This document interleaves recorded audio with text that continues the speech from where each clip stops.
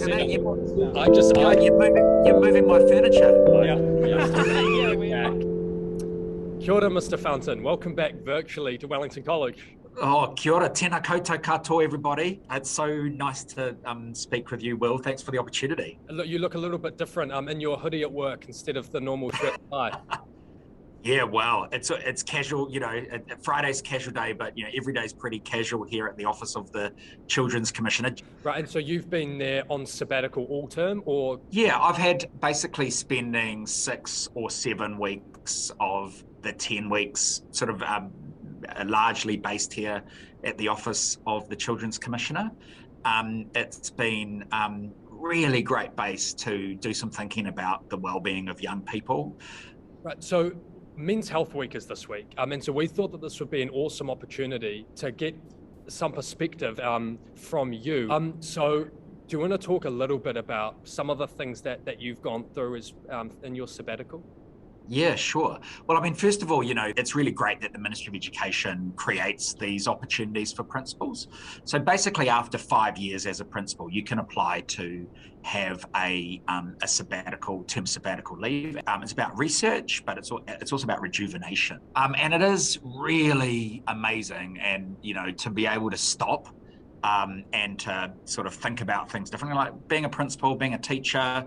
Like lots of the jobs that Wellington College parents have. It's a pretty full-on, quite stressful, high-paced a job. I think that there is a real sense that, particularly as men, we can feel that we shouldn't be vulnerable, or we should have it all together, when actually we need to use the support networks around us. And it's really releasing to talk about it. Even speaking to you today and talking about this is like, it's a releasing thing.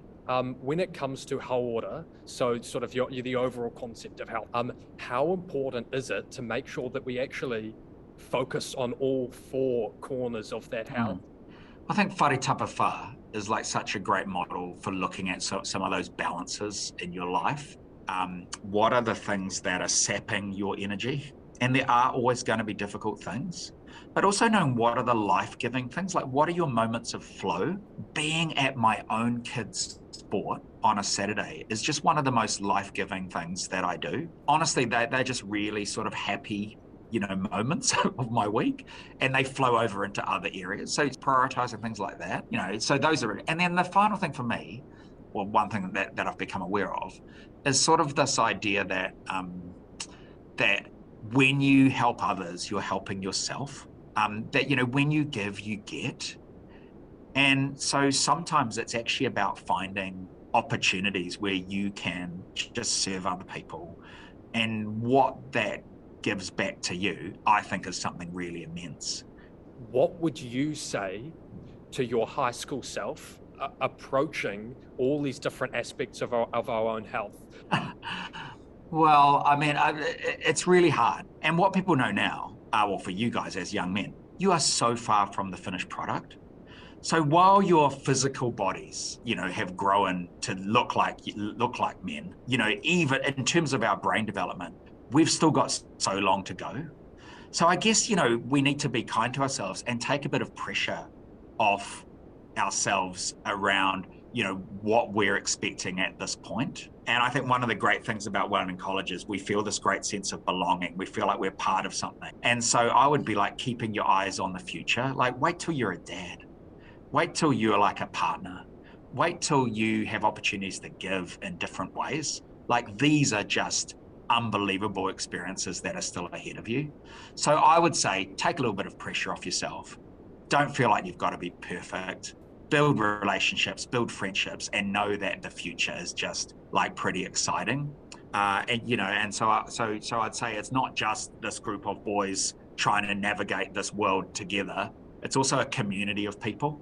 And, as I've said to you, Will, that extraordinary responsibility that our senior students have to be that sort of, to role model the sort of masculinity that we want at Wellington College. Because our year 9s and 10s, they look up and they see sort of what's happening. So that's a responsibility to transform lives and the culture of a school.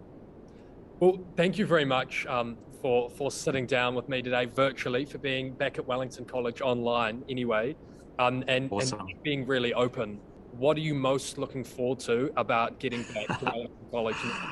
Look, I mean, it's engaging with the young people. So it's great to be at the Office of the Children's Commissioner and to be thinking a lot about young people. But even here at the Office of the Children's Commissioner, we're one step removed from young people. But, my space is actually with the young people. That's what really, that's why I wanted to be a teacher.